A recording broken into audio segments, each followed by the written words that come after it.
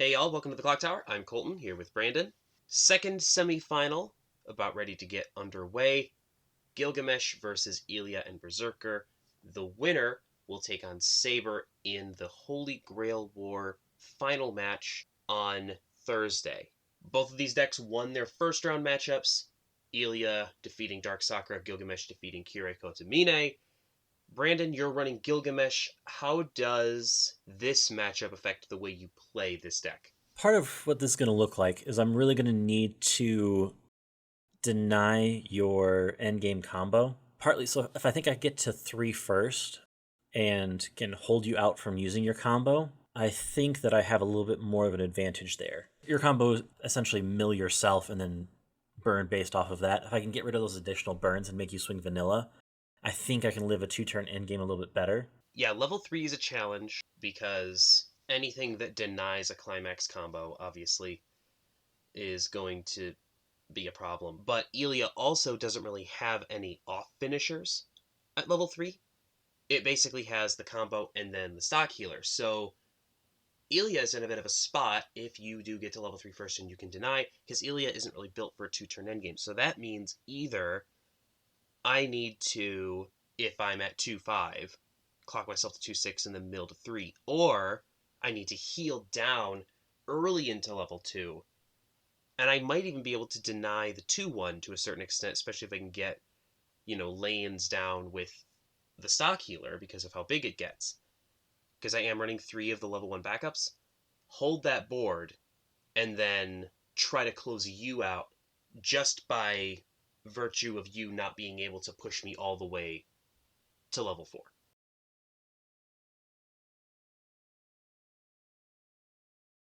So how does Gilgamesh attack the early game in this matchup?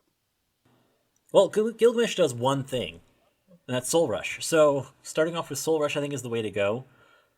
I also think that, especially if I have the level 0 Gilgamesh that pushes additional soul, I might even be able to cancel and instead turn that into a hand plus instead, Mm-hmm. which might be better in this instance. Um, it really depends on, which I did draw it, really kind of depends on what's going here. I also trigger, so even better, and cancel the first one. So I get to pay out the climax and draw. I think overall that was a pretty effective turn for Gilgamesh at turn 0. Yeah. No, that's a really good start for Gilgamesh because, like you said, it doesn't have a ton of plussing. So being able to have an additional card in hand is really important. And it's worth that, right? Like, because if you stick 5, oh, okay, you stick 5, like, you'll take that. But worst Right? case scenario, you're getting something into your hand.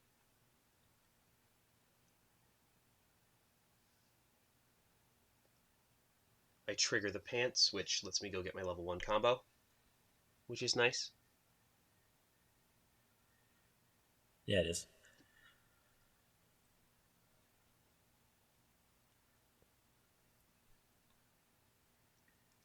Now, this is the part where I really need you to also be pretty close to where I am. I don't want to get too far ahead in the damage race, but I also don't want you to get too far ahead in the damage race. I want to be Right. really, really close together.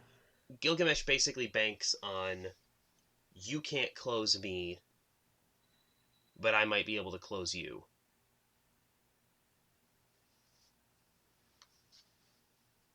If you're both at 3-0, Gilgamesh has an advantage. Is kind of the idea. Like, whether or not it actually does have the advantage, obviously depending on matchup, things like that. But in this case, if Gilgamesh is at 3, it can deny what Illya does, but Illya can't deny what Gilgamesh does. And it also has those Musashi burns, so it can swing for big damage, and if it doesn't stick, it'll still get something. I'm pretty confident about the damage here, partly because you clocked a climax. I saw you trigger a climax, pull one into hand, so I know you're at Yeah. least 3 out. I slammed the climax partly because I think I have another climax in hand. Mm-hmm.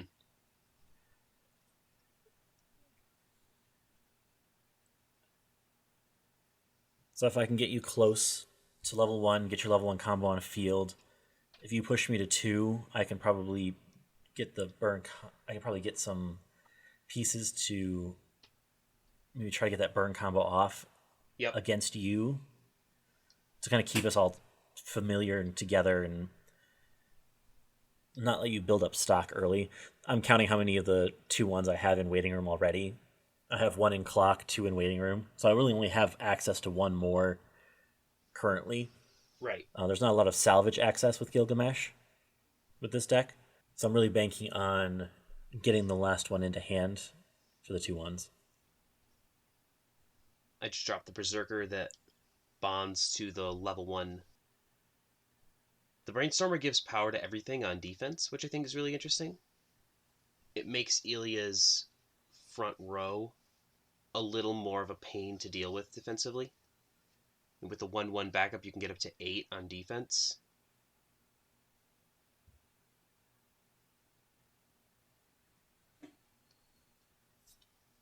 Fair enough. Yeah, double combo. Winfield. One of the interesting things about these top check 4 combos is, and you and I have talked about this quite a bit, is you can mill 15 cards potentially, but is that always what you want? And one of the dangers you run into with this sort of combo is it's super easy to just mill out your entire deck, and the climax you have on board doesn't go into your next deck. In a deck like Illya that doesn't have a ton of compression, that's something that you want to be on the lookout for, especially when you're running into something that has as much Soul Rush as Gilgamesh. I also think it's a combo that's much better in deck 1 than it is after deck 1. Oh yeah. Partly because like you can help get to that first refresh quickly. But you may not necessarily want that speed a little bit later. It gives you a little bit more control over how you refresh too. Yeah. Because you can kind of dictate that speed. But you also, if you can, want to get it down, realistically getting it down on, turn 2, if you can, as opposed to turn 3, and certainly before turn 4, because then you can mill all 4 in each lane. If your deck is small, like it was in that case, you're milling out fewer targets in an effort to make sure that you don't leave your climax on board when you refresh. Because at this point, I feel pretty good about where I'm going to be. I think I just paid out the climax with the Brainstormer. Yep, you did. So I'm about to refresh pretty well here.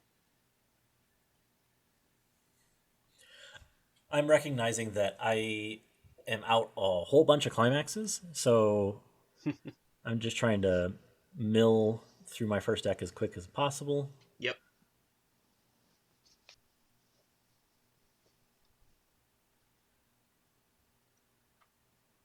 Figure out how much damage I'm going to eat. One of the things that we didn't really explore too much in this, we focused more on characters, is color affiliation. Because if you want to run something that's blue heavy, for example, you can run, say, the caster back row. Right? The basically tap pay 1 cigarettes. You can run the level 1 illusion magic event that refreshes both decks. You have, I think, more access with color than I think a lot of people realize in Fate. Because all 4 colors can get played, they all have things that they have to offer. But if you go hard into a color, there are advantages. I think some of those tools are a little bit more diversified, too. Like, with the new Climax Swapper in blue, you have some access there that you wouldn't have in any other color, especially since it's a 2/1. Right. You really need to have blue in order to be able to play it, as opposed to a 0 that it doesn't matter what color it is. Like it. You also have a lot of choice for triggers as well. All the new stuff is on, what you would consider the premium triggers. Lots of pants and salvage and choice triggers. It definitely has some benefits as for some of that. I'm looking here, recognizing this is the fourth or fifth climax I've triggered so far in this game in Yeah. deck 1. And I've honestly gotten lucky to cancel as much as I have.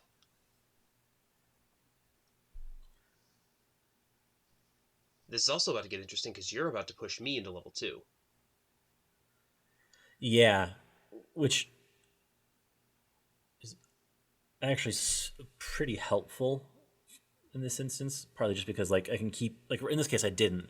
I put you at 1/6, but you're about to kind of likely put yourself into 2 itself. Probably. But the fact that it's close is really what I'm going for more than anything else. Just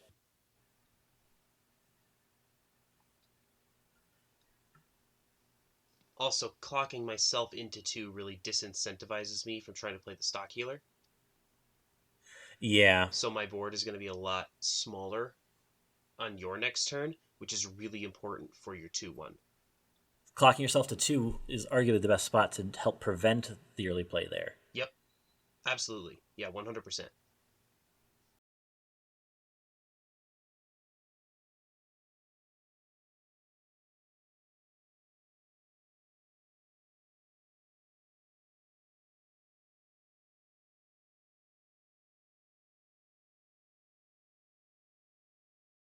I'm about to refresh into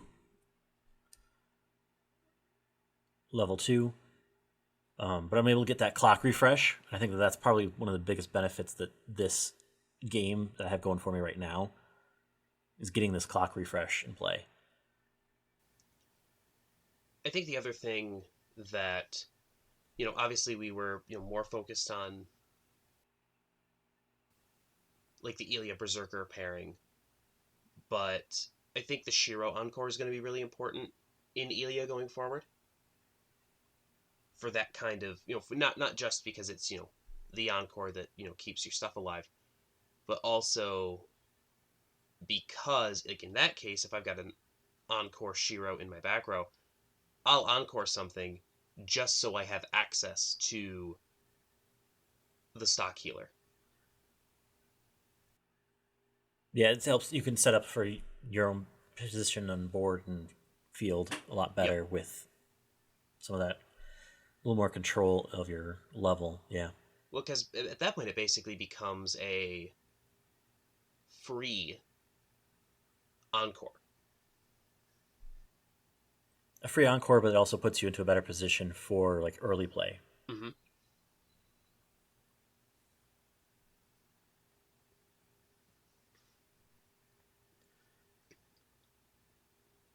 There are also some Illya cards that get benefits from there being a Shiro on board.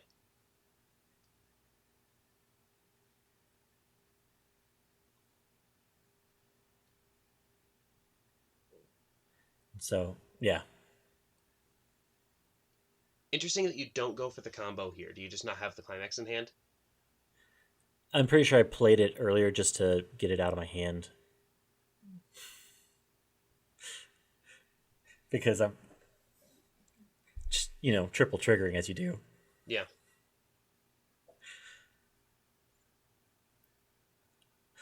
Man,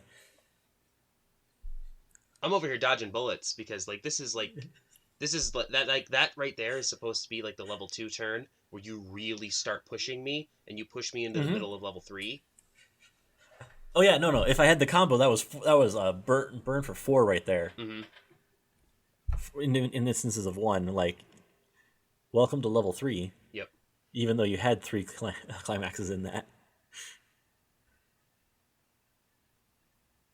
The other thing with the Gilgamesh combo, though, that is a little bit counterintuitive, if you're playing that 2-1 and you're doing all this extra burn damage, you can push your opponent into 3 before you can get there. Yeah. So the 2 and the 3 don't necessarily play super well together. They aren't really designed for each other. And they're also from vastly different sets. Like one's from Fate Zero and the other one is from one of the two Bladeworks sets. So, they came out quite a ways apart from each other as well.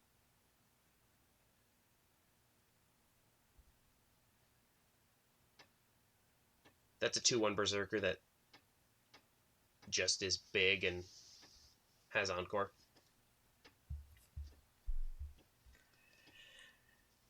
Yeah. And I like comboing here because it can help me set up my endgame.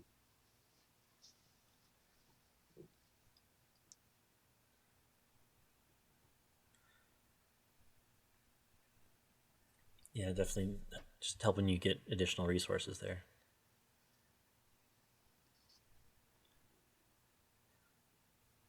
Man. I'm also kind of hoping you cancel because I would rather you not be at level 3. I would rather, at this point, I'm going to level 3 next turn pretty much no matter what. So the fact that that's stuck is actually kind of annoying. Well, yeah. And for me, I'm not as concerned about it just because, like, for me that is kind of the game plan, what I needed to do. Right, exactly. So I took a bit of a gamble by slamming the climax there. Mm-hmm. Trying to get the stuff for my end game while also hoping that enough of it canceled that you wouldn't be able to deny that end game. Because now, really, where the game is now is to your advantage. Because it's going to be hard for me to close you with just vanilla swings.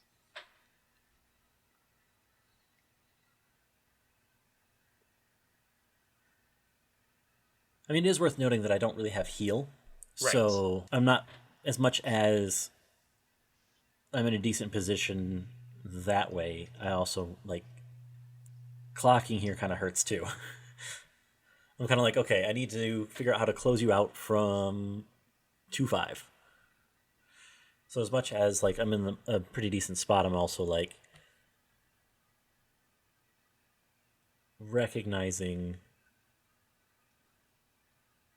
that I'm only really refreshing like 6 here. And then I look at it and make it 5.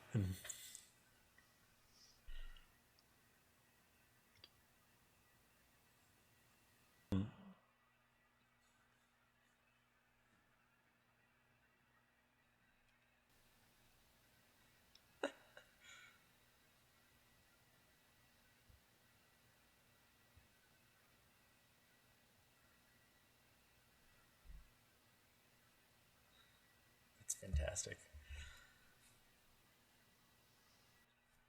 So playing this level 0 here, I think, is actually a pretty fantastic, like, off level 3. Oh, yeah. In a way. I was about to say, like, on this channel, we appreciate level 0s that are useful all game long, and that Gilgamesh definitely is. It's basically a fake 2-soul that can also deny reverse combos the other way. Mm-hmm. That comes down for free. Yeah, eating 4 doesn't feel great. No, I was very surprised by that one. I'm like, when I triggered, I'm like, no, please don't.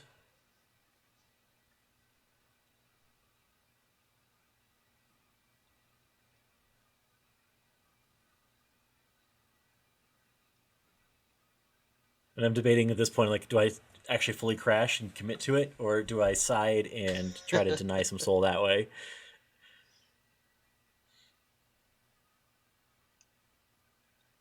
Yeah, you clocking definitely helps, but I know, like, I mean, I see the Gilgamesh on board. Yeah.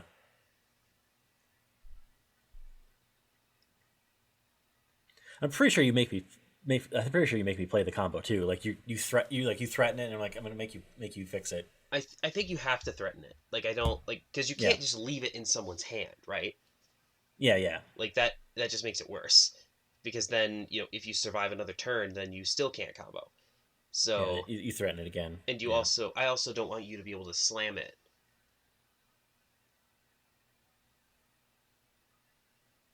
And modulate what you're swinging for on a turn where I'm probably going to be at 3-3. I think I heal down one more time, so I think I'm going to be at 3-2, but still, I don't want you to be able to modulate damage. I don't want you to be able to get potentially an additional soul onto one of those Musashis. Yeah.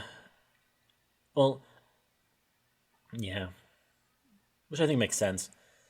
The Musashi there is basically dead in the water at this point. It's more just a vanilla 2 soul at this point. But Sure. definitely not wanting the additional potential of soul there. Especially being at 3-3. Now 3-2. Mm-hmm. But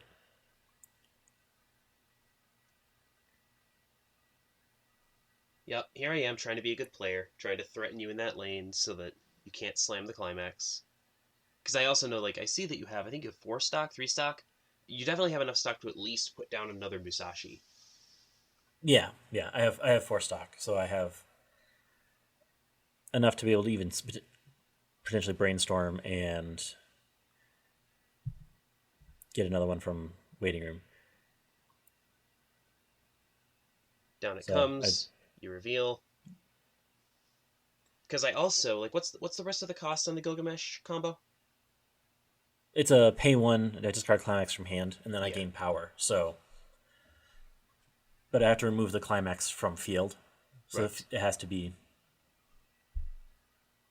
on field, ready to go. Mm-hmm. And now there's a cancel, so now I'm in a place where I need to stick. And this, yeah, now I'm in a place where I need to stick 5, and that just doesn't feel great. Yeah.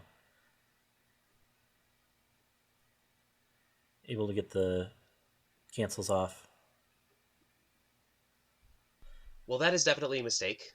The Illya is bigger than the Saber for sure. Because the Illya should be, I think, 12-5 with the back row. I think I forgot the back row was there. Yeah, I think also having the climax removed from the Yeah, Gilgamesh, I think threw that off. I think so too. Yeah. So. Fortunately, we know how this ends, and we know that that doesn't end up mattering.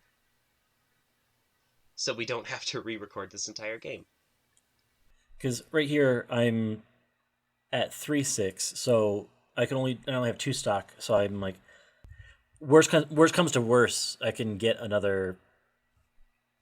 Realistically, I could get another one of the Gilgamesh in the middle, like have opportunities to continue plussing beyond that. It's not an issue. Swing for 4. I'm like, swing for lethal now. No, just kidding. You cancel.